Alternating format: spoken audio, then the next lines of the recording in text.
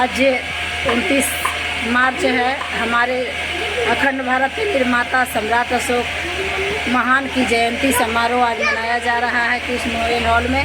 तो हम सब वहां चलते हैं। हमारे वीडियो में अंत तक बने रहें। सम्राट अशोक जयंती का पूरा प्रोग्राम आपको दिखाएंगे, तो वीडियो में बने रहें।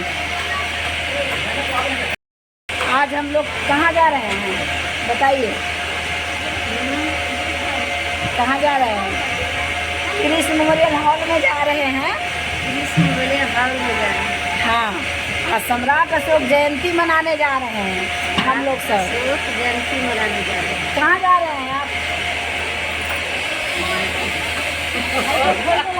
हमारे पूर्वज हैं।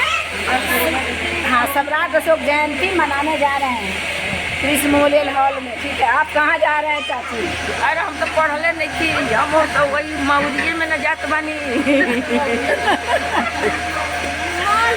हाँ, अशोक मऊरिया में हमनियों का न जाता नहीं जा, हमने कहा भाई। हाँ, हम लोग मौर्य समाज से हैं और हमारे चक्रवर्ती चंद्रगुप्त मौर्य साम्राज्य के हम लोग वंशज हैं। तो आज हमारे सम्राट अशोक महान की जयंती है, तो हम लोग सभी मिलके बहना सम्राट अशोक की जयंती मनाने जा रहे हैं कृष्ण मेमोरियल हॉल में। तो हमारे वीडियो को देखिएगा, पूरा वीडियो ज़रूर देखिएगा। और हमारा सम्राट अशोक जयंती मनाने के लिए सब लोग अपने अपने ड्रेस में तैयार हो गए हैं और तैयार होकर के कृष्ण मेमोरियल हॉल चलेंगे। और सब लोग देखिए खाना वाना खा लिए हैं और जो बचे हैं वो खाना खा रहे हैं। और ये सारे लोग आराम कर रहे हैं, अब चलेंगे प्रोग्राम में। देखिए खाना खा रहे हैं, सब लोग चलेंगे वहाँ हमारे सम्राट अशोक जयंती मनाएंगे। देखिए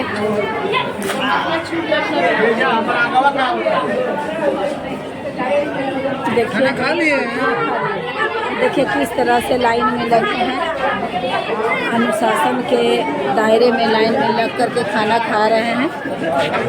और हमारे सम्राट अशोक क्लब के सिपाही सभी लोग तैयार हो चुके हैं, तैयारी चल रही है। कृष्ण मेमोरियल हॉल चल रैली में जाने के लिए अशोक स्तंभ की तैयारी किया जा रहा है। चलेगा रैली के साथ साथ हमारे ये अशोक स्तंभ की गाड़ी जाएगी, तो हम लोग पूरे वीडियो में बने रहें। यहाँ तैयारी चल रही है। ये बिहार पशु चिकित्सा संघ भवन में ठहरे हुए हैं सारे लोग, सम्राट अशोक क्लब के सारे पदाधिकारी खाना खा रहे हैं।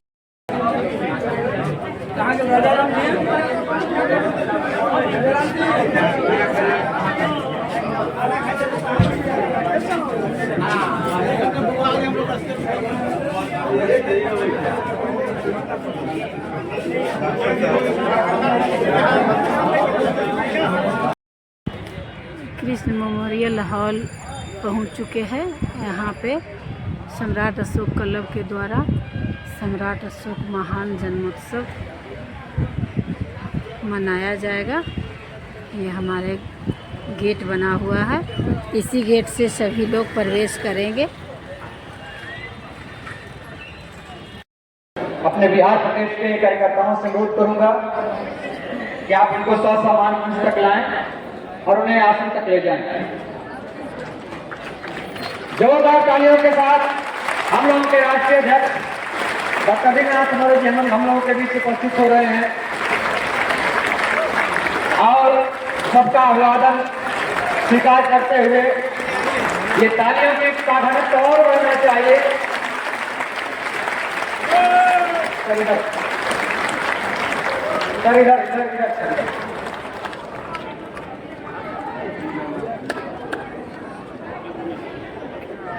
हमारे कार्यक्रम के विशिष्ट अतिथि जो जरूरत होगी दे दीजिए,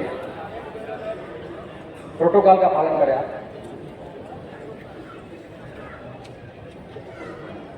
बंदिधम शरण जी, दीप प्रज्वलन का कार्यक्रम कराते हुए सामने महान सम्राट अशोक महान का स्तंभ रखा हुआ है, भगवान बुद्ध और सम्राट अशोक महान का तैल चित्र रखा हुआ है, और विश्व प्रसिद्ध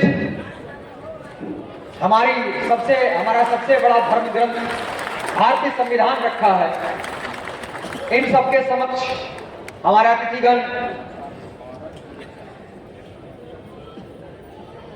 दीप प्रज्वलित करके और पुष्प समर्पित करके इस कार्यक्रम की शुरुआत कर रहे हैं। एक माहौल बन रहा है कि नहीं, हम सम्राट अशोक क्लब के लोग भगवान बुद्ध और सम्राट अशोक के आदर्शों को आत्मसात करते हुए पूरी वसुधैव कुटुंबकम के हिसाब से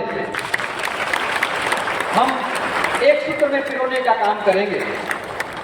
सर्वे भवन्तु सुखिनः का जो नारा है, इस नारे को हम साकार करेंगे और जो विश्व गुरु की छवि भारतवर्ष की रही है, उस छवि को पुनः विश्व में हम प्रतिस्थापित करेंगे।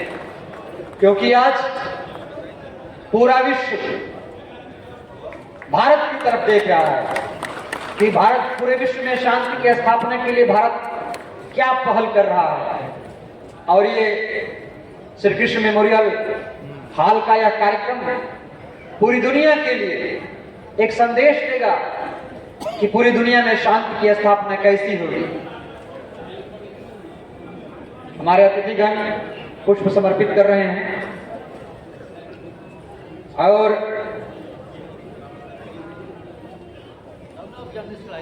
निश्चित तौर पर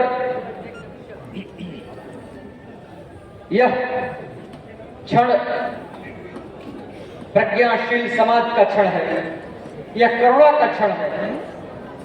भगवान बुद्ध की करुणा धीरे धीरे हमें इस बात के लिए आह्वान कर रही है कि हमें शांति दूत बन करके पूरे विश्व में बिखरना है और शांति की स्थापना करनी है। और पूरी वसुधा में जब शांति की स्थापना हो जाएगी तो फिर हमारा देश विश्व गुरु की उपाधि पाएगा।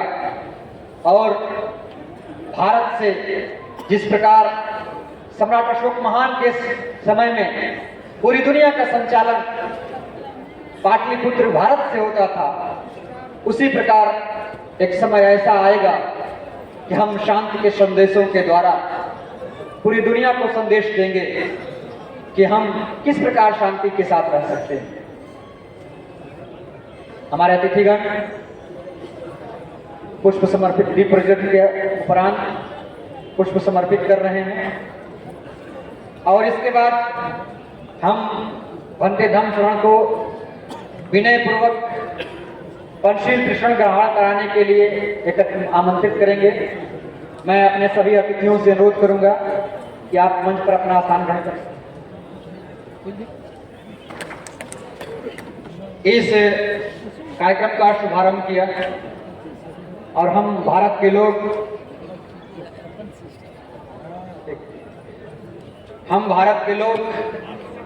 भारतीय परंपरा के हिसाब से जय अधिनायक जय हे भारत भाग्य विधाता, पंजाब सिंध गुजरात मराठा द्राविड़ उत्कल बंग, विंध्य हिमाचल यमुना गंगा उच्छल जलधि तरंग, तब शुभ नामे जागे तब शुभ आशीष मांगे, गाहे तब जय गाथा जनगण मंगलदायक, जय हे भारत भाग्य विधाता, जय हे जय हे जय हे जय जय जय जय हे। भारतवर्ष की अब आप अपने स्थान पर बैठ जाएं। और इसी तरीके से सब लोग खड़े हो जाएं। इसके बाद मैं जैसे जैसे पढ़ूंगा, जैसे जैसे मैं बोलूंगा वैसे वैसे सभी लोग बोलेंगे।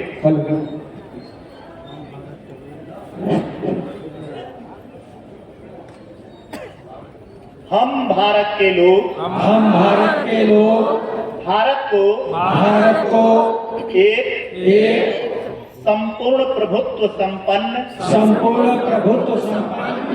समाजवादी पंथ निरपेक्ष लोकतंत्रात्मक गणराज्य बनाने के लिए तथा उसके समस्त नागरिकों को सामाजिक आर्थिक और राजनैतिक न्याय विचार अभिव्यक्ति विश्वास धर्म और उपासना की स्वतंत्रता प्रतिष्ठा और अवसर की समता प्राप्त कराने के लिए तथा उन सब में व्यक्ति की गरिमा और राष्ट्र की एकता और अखंडता सुनिश्चित करने वाली बंधुता बढ़ाने के लिए दृढ़ संकल्प होकर शपथ लेते हैं। सभी को धन्यवाद। सब लोग अपने अपने स्थान पर बैठ जाएं। नमो तस्सा भगवतो अरहतो सम्मा सम्बुद्धस्सा नमो तस्सा भगवतो अरहतो सम्मा सम्बुद्धस्सा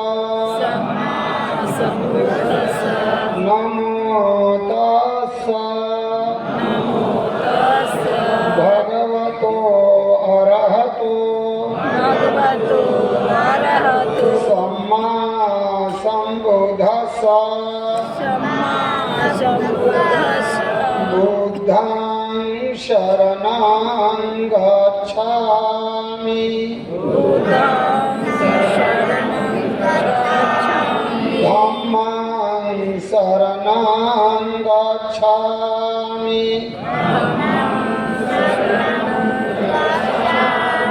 संघं शरणं गच्छामि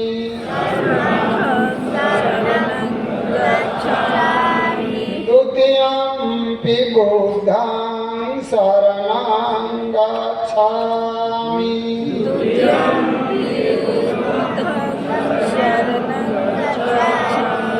द्वितीयंपि धम्मं शरणं गच्छामि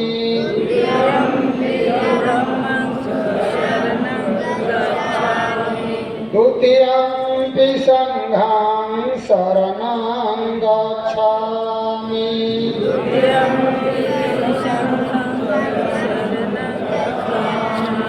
तृतीयंपि बुद्धं शरणं गच्छामि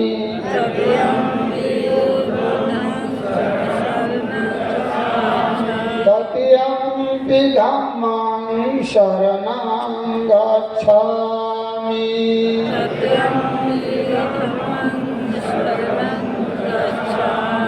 तृतीयंपि संघं शरणं गच्छामि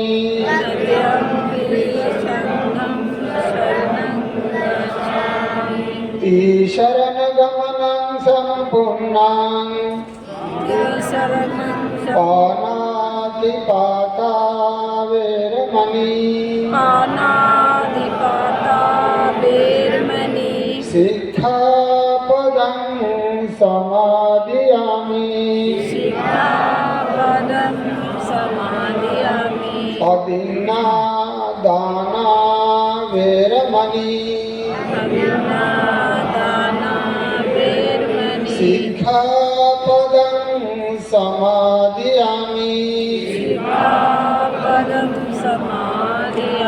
कामेषु मिच्छाचारा वेरमणि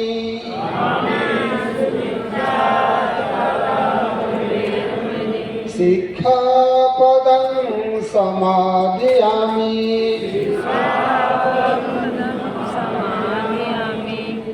मुसावादा वेरमणि सिक्खापदं समादयामि सुरामेरयमज्जा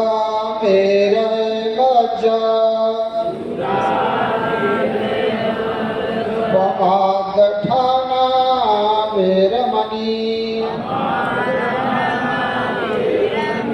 सिक्खापदं समादयामि तीशरणेन शब्दिं पंचशीलं धम्मं साधुकं सुरक्षितं पत्वा अपमादेन सम्पादेथा बुद्धं नमामि धम्मं नमामि संघं नमामि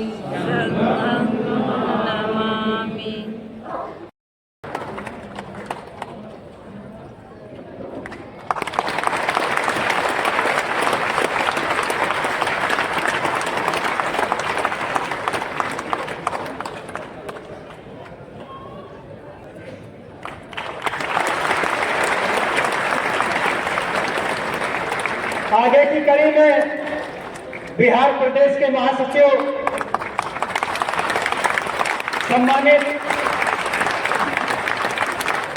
महात्म सिंह मौर्य जी,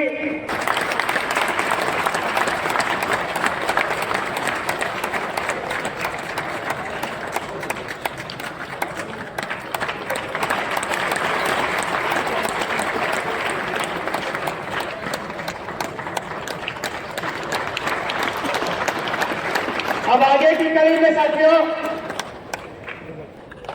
ये नारी शक्ति की एक जीती जाती मिसाल है साथियों।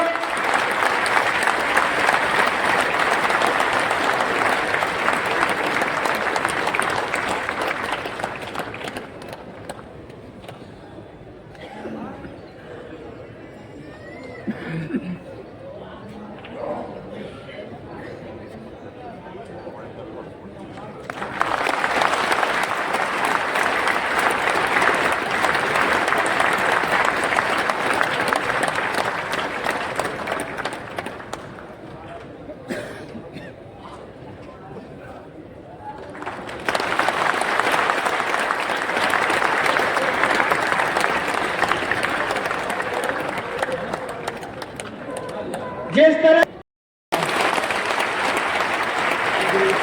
ये हमारा सौभाग्य है कि लेकिन दूसरे लोगों ने इसलिए मैं आभारी हूं जब प्रिंसेप का, कनिंघम का, बार्डे जैसे लोगों का, जिन्होंने हम ही को बताया कि हम कौन है, हम ही को बताया कि हम कौन है। इसलिए इस परंपरा को बड़ी सावधानी के साथ बढ़ाया जा रहा है और सम्राट अशोक क्लब उस महान संस्कृति को कैसे आपस में भाईचारा हो, आपस में कैसे दूसरे को न्याय हो, एक संतुलन कैसे आपके समाज में, क्योंकि सम्राट अशोक की नजरों में आपका धर्म क्या है ये कोई विषय नहीं, आपका आचरण क्या है ये महत्व है, आप कितने ज्ञानी हो ये दो कौड़ी की बात है, आप करते क्या हो ये महत्व की बात है, क्योंकि रिजल्ट तो करने से आएगा। इसलिए आपके चरण से पुजारी चाहे जितने भी हो, लेकिन अगर आपका आचरण ठीक नहीं है तो आपकी जगह समाज में नहीं जेल में होगी, जेल में होगी। इसलिए बहुत अच्छा लगता है कि जितना संतुलन के साथ। माननीय मुख्यमंत्री महोदय, हम लोग मिलते नहीं है कभी, लेकिन ऐसे महोत्सव में, लेकिन फिर भी मैं बोलता हूं कि कौन कहता है कि मेरी मुलाकात नहीं होती। हम तो मिलते हैं रोज, मगर बात नहीं होती, क्योंकि कार्य बोलता है, कार्य बोलता है। आपने कार्य किया, मैंने सुन लिया, आपने जो किया हमने देख लिया। मिलना कोई जरूरी नहीं है, लेकिन राजकीय अवकाश घोषित करके और आपने जो जयंती में आज उपस्थिति दर्ज की है, सच तो ये है कि हम लोग इस जयंती को दिल से मना रहे हैं। लेकिन इस जयंती को मनाने की अब होड़ सी लग गई पूरे देश में, होड़ लग गई। ये अलग बात है कि हम लोग दिल से मना रहे हैं और कुछ लोग दर्द से मना रहे हैं। ये अलग बात है कि हम लोग दिल से मना रहे हो, सब लोग दर्द से मना रहे हैं। और ये भीड़ लाइव, ये पहले और अब तक के आखिरी मुख्यमंत्री हैं जिन्होंने सम्राट अशोक जयंती के अवसर पर राजकीय अवकाश की घोषणा की है।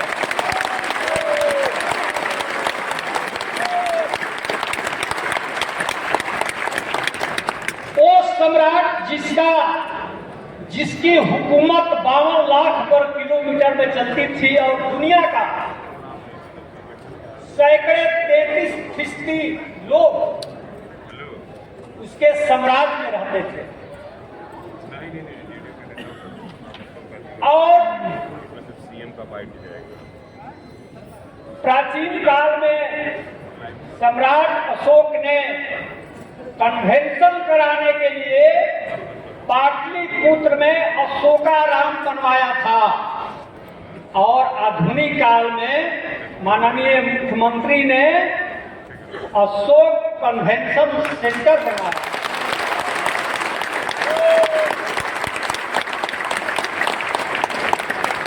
मुझे तो आश्चर्य इस बात की है कि नालंदा यूनिवर्सिटी, नालंदा महाविहार की रिपोर्टिंग फ्रांसिस बुकानन ने की थी और उसकी खुदाई अलेक्जेंडर कनिंघम ने, और उसी नालंदा के पास तेलहरा विश्वविद्यालय है, नालंदा से भी प्राचीन, जिसकी रिपोर्टिंग अलेक्जेंडर कनिंघम ने की थी, और उसका उत्खनन कार्य 2009 ईस्वी में माननीय मुख्यमंत्री श्री नीतीश कुमार ने किए थे। यह इतिहास में दर्ज है। मैं तो कहता हूं कि इस दुनिया में जब माननीय मुख्यमंत्री जी ने जन्म तिथि की घोषणा की थी, भारत के इतिहासकारों में तूफान मच गया था कि कोई इतिहासकार नहीं जानता है कि सम्राट अशोक की जयंती कब पड़ती है, तिथि नहीं मालूम, तो मुख्यमंत्री को कैसे मालूम होगा? अरे भाई, आप सम्राट अशोक के आदर्शों पर, सिद्धांतों पर चलिएगा तब न जानिएगा कि सम्राट अशोक की जन्म तिथि कब है। कि हवाई इतिहास लिखने से कोई नहीं जानेगा। भारत नहीं, आपको इस मंच के माध्यम से मैं बोलना चाहता हूं कि सम्राट अशोक के सिद्धांतों को अपनाने के लिए दुनिया के बड़े बड़े राजाओं के बीच में होड़ लगी थी। श्रीलंका के राजा तीस, जिसने अशोक के जमाने में ही देवानम पिय की उपाधि धारण की थी, और चीन का राजा लियांग उडी, चीन का राजा जिसको चीन का सम्राट अशोक कहा जाता है, चाइना में सम्राट अशोक का मंदिर बनवाया था, और वो मंदिर आज भी है। ये बात 6वीं शताब्दी ईस्वी की मैं कह रहा हूं। और 12वीं सदी में कंबोडिया का राजा जयवर्मन सप्तम, नाम नोट कर लीजिए, जयवर्मन सप्तम कंबोडिया का राजा 12वीं सदी में चैत्र शुक्ल अष्टमी को सम्राट अशोक की जयंती मनाता था, और वो भी 7 दिन। यह वर्ल्ड के हिस्ट्री में रिकॉर्ड है और भारत के इतिहासकारों को नहीं पता। इस सम्राट अशोक की जन्म तिथि कब है यह रिकॉर्डेड है। जयवर्मन सप्तम वो था जिसने बंगाल की खाड़ी से लेकर के चाइना तक अस्पतालों की श्रृंखला बनाई थी, और सम्राट अशोक ने बंगाल की खाड़ी से लेकर के सीरिया तक अस्पतालों की श्रृंखला बनाई थी। यह भी वर्ल्ड हिस्ट्री में, विश्व इतिहास में दर्ज है। क्योंकि मेरा व्याख्यान रिकॉर्ड हो रहा है यह मैं जानता हूं, और यह भी जानता हूं कि मैं प्रोफेसर के रैंक पर, इसलिए पूरी बात मैं होशो हवास के साथ कह रहा हूं। ये भारत के इतिहासकार जिन्होंने पूरा कर से उठा कर करके मूला को लाया और कहा कि यहीं से मौर्य हैं। व्याकरण नहीं मालूम है, ग्रामर नहीं मालूम है कि भला मूरा से मौर्य शब्द कैसे बनेगा, न पाली में, न प्राकृत में, न संस्कृत में।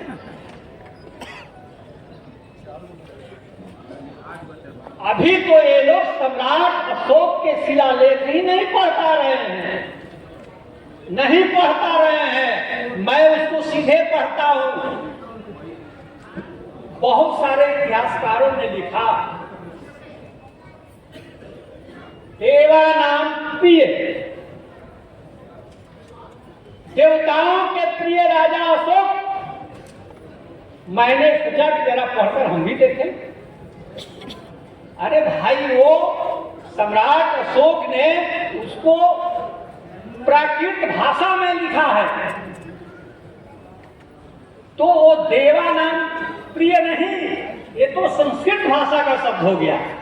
देवानम प्रिय लिखा हुआ है, देवानम प्रिय, और वहां देव का मतलब है अरहत, बुद्ध। बुद्ध प्रिय राजा अशोक, देवानंद प्रिय का अर्थ हुआ ये नहीं कि देवताओं के प्रिय राजा अशोक। अशोक के जितने भी शिलालेख हम लोगों को मिले हैं, किसी पर किसी देवी देवता का उल्लेख नहीं है। अगर है तो वो केवल बुद्ध का ही है। एक बात ध्यान आ गया, यहाँ एक मोहल्ला है भिखना पहाड़ी, पटना में।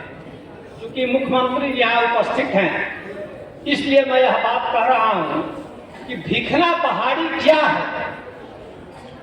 भिखना पहाड़ी जो मोहल्ला है, वहां पर सम्राट अशोक ने एक पहाड़ी बनवाई थी अपने छोटे भाई को रहने के लिए। वो राजगीर के गृहकूट पर रहते थे सम्राट अशोक के छोटे भाई। लेकिन बाद में जो राजकुमार महिंद थे, सम्राट अशोक के बेटे महिंद, जिसे हम लोग संस्कृत में महेंद्र कहते हैं, महेंद्र का नाम नहीं था, महिंद था, तो वहीं रहते थे। 1894 ईस्वी में, 1892 ईस्वी में लॉरेंस वाडेल ने उसकी जांच की थी, भिखना पहाड़ी। वो रिटन किताब है अंग्रेजी में। तो वो क्या देखे वहां कि भिखना पहाड़ी एक पहाड़ी थी। ये 1892 की बात है, बहुत समय नहीं बीता। तो एक पहाड़ी थी और पहाड़ी के ऊपर भिखना कुंवर की पूजा होती थी। और उस लॉरेंस वार्डन ने लिखा है कि भिखना कुंवर और कोई नहीं, भिखू कुंवर माने भिखू महेंद्र ही थे। महेंद्र, जिनके नाम पर यहाँ आज भी पटना में महेंद्र घाट है। वो आदमी बौद्ध धर्म के प्रचार के लिए श्रीलंका चला गया, और आज भी खेर महेंद्र की समाधि वहां श्रीलंका में मौजूद है। आज भी। लेकिन हम भारत के लोग खेर महिंद के नाम पर पटना में कोई भी स्मृति चिन्ह नहीं बनवा सके।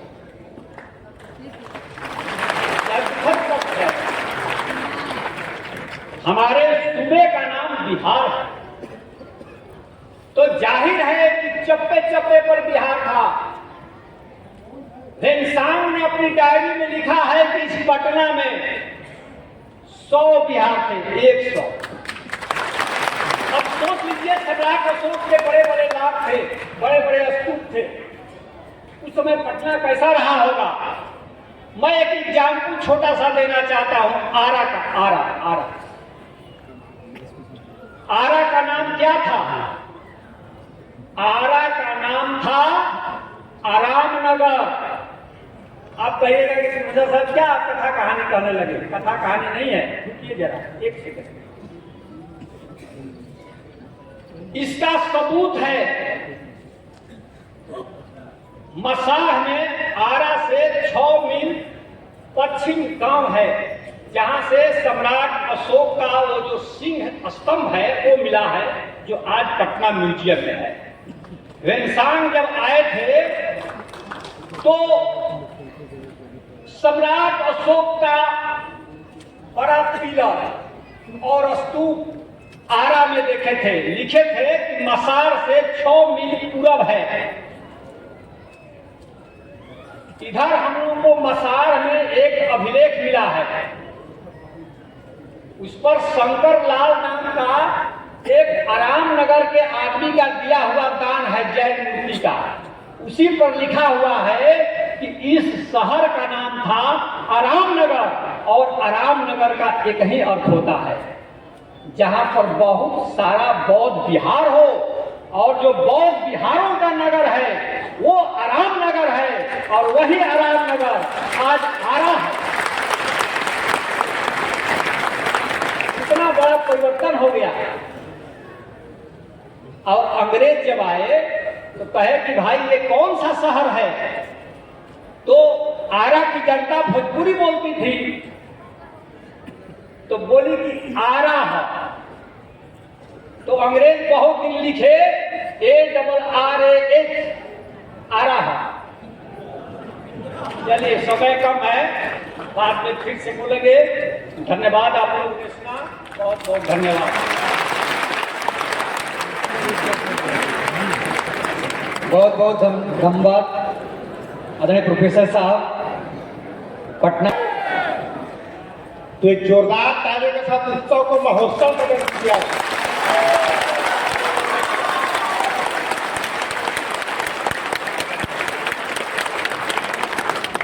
उत्सव की तरह लगना चाहिए, उत्सव महोत्सव की तरह लगना चाहिए, और वो भी ऐसे समय में जिस दिन आज हम लोग दुनिया के महानतम सम्राट अशोक के जयंती का दिन है आज।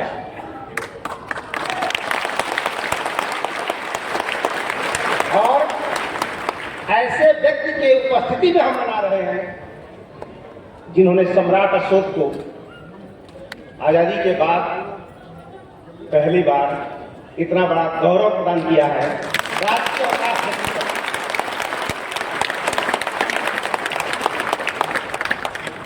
और आज हमारा देश जो सोने की चिड़िया कहलाता है, देश का बच्चा बच्चा बड़े फख्र के साथ तिरंगा लेकर गाता है, झंडा ऊंचा रहे हमारा, विजयी विश्व तिरंगा प्यारा। अगर इस राष्ट्रीय ध्वज से केवल अशोक चक्र निकाल दिया जाए तो शायद यह लाइन गाने का गौरव प्राप्त नहीं होगा। अशोक चक्र तिरंगे में है, इसलिए गाना को हम गा पाते हैं, इसलिए बड़ा ही गौरव का क्षण है। और अशोक को पहचानने में हम लोगों ने बड़ा लंबा समय लगाया। और आज हमारे बीच हम सबके मार्गदर्शक, जिनको मैं व्यक्तिगत तौर पर अपना आइकॉन मानता हूं, बिहार प्रदेश के मुख्यमंत्री नीतीश कुमार जी को। जो बैलेंस है, इनके बैलेंस का मैं कायल हूं, इनके संतुलन का मैं कायल हूं। पहले बार एक ऐसे इंसान को मैंने देखा कि इनका जो भी निर्णय होता है उसमें सम्मान बहुत पकड़ा हुआ है।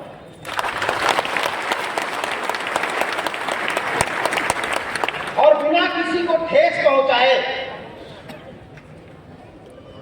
बिना किसी को आघात पहुंचाए अपनी बात कैसे कहना है, ये आपसे सीखता हूं।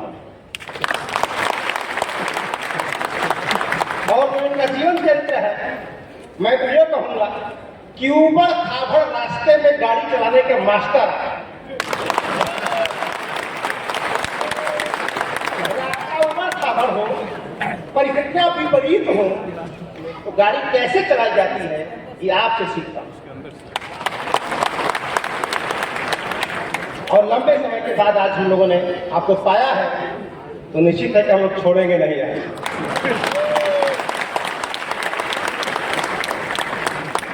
और किसी भी देश, आज हमारे बीच हम लोग के गुरु राजेंद्र प्रसाद जी, जिनसे हम लोग बहुत सीखते हैं, जो शब्दों का पोस्टमार्टम जो होता है और पोस्टमार्टम करके जब तथ्य तक पहुंचाते हैं तो निश्चित रूप से आप श्रद्धा के पात्र बन जाते हैं।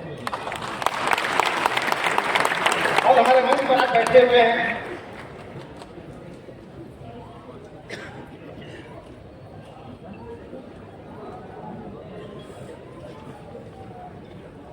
बिहार प्रदेश के माननीय मंत्री आलोक मेहता जी, भूमि राजस्व भूमि सुधार विभाग, मैं सम्राट अशोक क्लब की तरफ से आपका तहे दिल से अभिनंदन करता हूँ। और आज इस मंच की अध्यक्षता कर रहे हैं डॉक्टर दीनानाथ मौर्य जी, जो हम लोग के मार्गदर्शक हैं, इनके निर्देशन में हम लोग ये पूरा संगठन काम करता है। आज के इस पावन अवसर पर आपका अभिनंदन, आभार व्यक्त करता हूं। आज हमारे बीच बाबू जगदेव प्रसाद जी का नाम हम लोग सुनते थे, लेकिन उनकी प्रतिनिधि के रूप में आज उनकी सुपुत्री आज हमारे बीच बैठी हुई हैं, मधु सिंह जी। मैं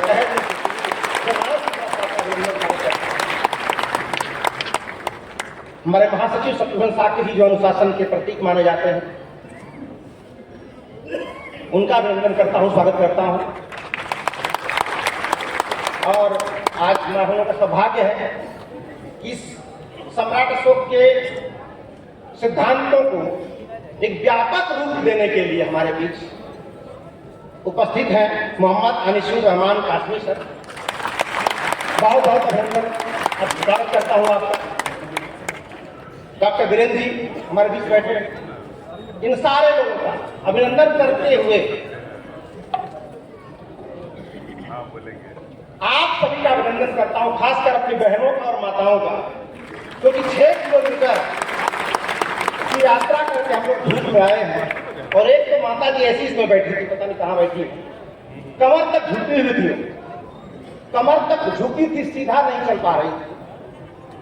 लेकिन इतने 6 किलोमीटर की यात्रा को कंप्लीटली तय किया। और जहां भी बैठी है उनका अभिनंदन करता हूँ।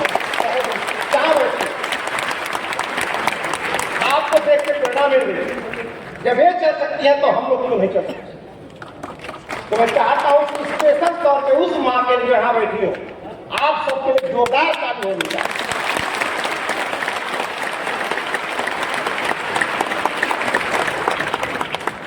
तत्पश्चात उन सारे लोगों का अभिनंदन करता हूं जिन्होंने इस कार्यक्रम को अपना आर्थिक समय हर तरह का सहयोग देकर के इस उत्सव को महोत्सव बनाने की कोशिश की है। उन सबका मैं तहे दिल से आभारी हूं। साथियों, आज जिस महान सम्राट की चर्चा करने के हम बैठे हुए हैं, सम्राट अशोक कोई चर्चा का विषय नहीं, क्योंकि दुनिया में जितने सारे लोग हुए वो बोल के महान हो गए और कर के महान होने वाला अकेला सम्राट अशोक है, जिन्होंने कर के महान, उन्होंने किया, बोला नहीं। इसलिए किसी भी शासक का शासनकाल 2 तरह का होता है। एक शासन ऐसा होता है जो दैहिक शासन, यानी जीवन के साथ भी और जीवन के बाद। शासन 2 तरह का होता है, जीवन के साथ और एक जीवन के बाद। ऐसा जीवन कि जब तक शासक जिंदा अपने देह के द्वारा जो शासन करता है और जब तक उस देश देह के शासन करता है तब तक उनका दैहिक शासन माना जाता है। लेकिन उनके नहीं रहने के बाद भी उनके विचारों का प्रवाह जब तक चलता रहता है तब तक उस व्यक्ति का शासन होता है। तो सम्राट अशोक दुनिया में एक ऐसे शासक हैं जो जीवन के साथ भी और जीवन के बाद भी शासन कर रहे हैं। जब तक वो जिंदा थे अपने देश से शासन किया और दुनिया का कल्याण किया, लेकिन आज वो नहीं है। जब नहीं है फिर भी हमारे देश में जो राष्ट्रीय ध्वज है उस पर चक्र है और जो देश की राजमुद्रा है उसमें अशोक स्तंभ का शीर्षक है। तो इस देश की राजमुद्रा में अशोक स्तंभ और राष्ट्रीय अशोक चक्र इस बात का प्रमाण है कि सम्राट अशोक का शासन, उनके विचारों का प्रवाह आज भी देश में चल रहा है। लेकिन अफसोस की बात है कि हम लोगों ने राष्ट्रीय मुद्रा में अशोक स्तंभ को स्वीकार कर लिया, अपना लिया, राष्ट्रीय ध्वज में अशोक चक्र को अपना लिया।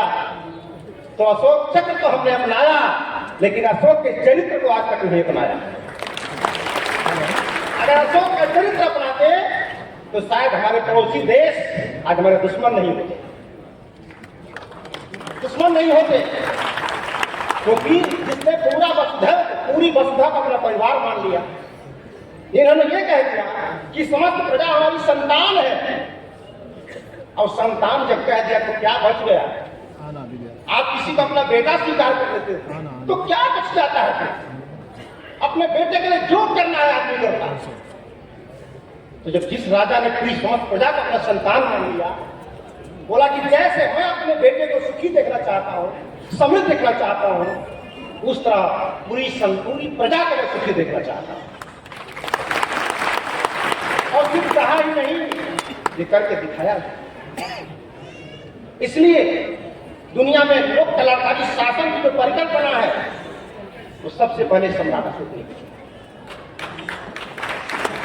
और लोक कल्याण, बहुत सारे लोग कहते हैं जन कल्याणकारी करना। सम्राट अशोक जन कल्याणकारी शासक ही नहीं थे, वो लोक कल्याणकारी शासक थे। और लोक कल्याण में जीव जंतु सब आ जाते हैं। और बाद में आजादी के बाद हमारे देश का जो संविधान है एक्चुअल में उस सम्राट अशोक के विचारों का ही दस्तावेज है।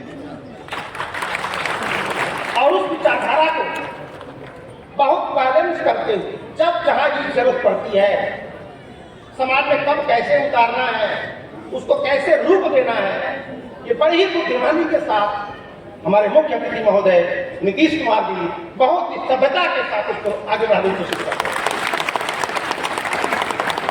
आज हम लोग आप यहाँ बैठे हैं, हमको बड़ी खुशी है कि एक जमाना था सम्राट अशोक को कोई जानता नहीं था। इसी पाटलिपुत्र राजधानी, हम भारत के लोग हैं, हमको खुद ही सबको पता नहीं था कि पाटलिपुत्र है कहाँ, इसकी खोज किसने किया? वो भारत के लोगों ने नहीं किया।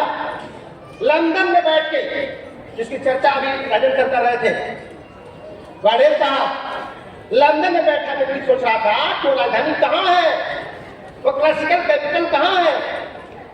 अब कहाँ खोजे? तो जो दस्तावेज दुनिया में उपलब्ध थे, यात्रियों के, फायाम के, वेलसांग के, एथिंग के, उन सारे रिकॉर्डों में गया से दूरी कितनी है, कुशीनगर से दूरी कितनी है, और जगहों से दूरी कितनी है, वो सब लिखा था। और सारी दूरियों के हिसाब से उसने पूरे नपवाया अपने अधिकारियों के माध्यम से।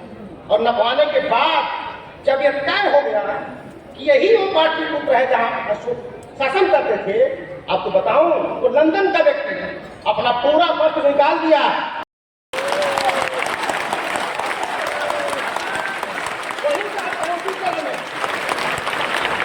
और आप सौभाग्यशाली हो, हम सब खुशकिस्मत हैं कि हम संविधान मंच पर आकर उसकी पूजा करें। भारत का पहला ऐसा संगठन है जिन्होंने मंचों पर लाकर संविधान को स्थापित किया है। जबकि आजादी के समय में ही काम हो जाना चाहिए, पोलियो का जब कानून बना गया कि पोलियो जाना चाहिए, तो पोलियो का खुराक लोग गांव का जाके नहीं, दिल्ली में जाके नहीं पिए। छोड़िए, समितियां बनाई गई, तब भी लोग नहीं पिए पोलियो का ड्राप। घर घर में घुस के पिया है, उंगली पे दाग लगा है, कौन पिया है कौन नहीं पिया है। उसी तरह जब भारतीय संविधान बना, तो संविधान की भावना क्या है, संविधान चाहता क्या है, इस भावना को भी गांव गांव जाना चाहिए था। और उंगली में दाग लगना चाहिए, कौन कौन इस भावना को जानता है, कौन कौन नहीं जानता।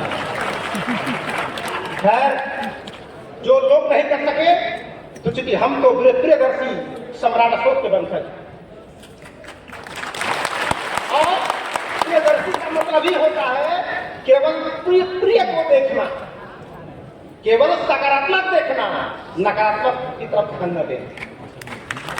प्रियदर्शी का वर्ड में निकलता प्रिय मतलब अच्छा, सकारात्मक, और दर्शी माने देख। तो दुनिया में कोई सूक्ष्मदर्शी होगा, कोई दूरदर्शी होगा, लेकिन सम्राट अशोक क्लब तो प्रियदर्शी, और उसी प्रिय दर्शन को देखने की कोशिश कर रहे हैं। और जिनका विचार इन विचारों से मेल खाता है, जो प्रिय दर्शन चाहता है, वो हमारे साथ चढ़ जाता है, और उन्हीं में से हमारे मुख्यमंत्री महोदय आए।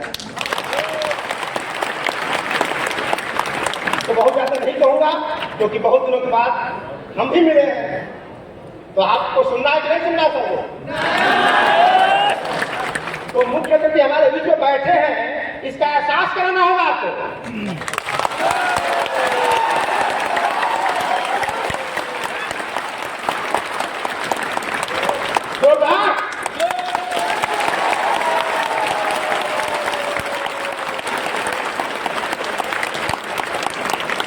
बहुत बहुत धन्यवाद, थैंक यू। बेहद शानदार तरीके से आपके बीच कुछ शब्दों के लिए अलग